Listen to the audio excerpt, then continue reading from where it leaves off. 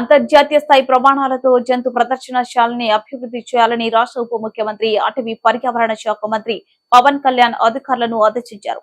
Public private భాగస్వామ్య విధానంలో విధులు సమకూర్చడంలో అరుదైన జంతువుల్ని దిగుమతి చేసుకోవడంపై దృష్టి పెట్టాలని సూచించారు. బుధవారం మంగళగిరిలోని ఆయన నివాసంలో చైర్మన్ హోదాలో zoo park authority of AP governing body 14వ సమావేశం నిర్వహించారు. ఈ సందర్భంగా ఆయన మాట్లాడుతూ విశాఖ తిరుపతిలోని జంతు ప్రదర్శనశాలకు ఎక్కువ మంది పర్యాటకులు వచ్చేలా చర్యలు తీసుకోవాలి. కార్పొరేట్ సంస్థల్ని భాగస్వామ్యం చేసి సిఎస్ఆర్ నిధులతో జూ పార్క్ అభివృద్ధి కార్యక్రమాలు చేపట్టాలి. ఈ దిశగా నేను విశాఖ తిరుపతిలో పర్యటించేటప్పుడు టీవీత్ డిప్యూటీ సీఎం తరహా ప్రత్యేక కార్యక్రమాలు ఏర్పాటు చేయాలి.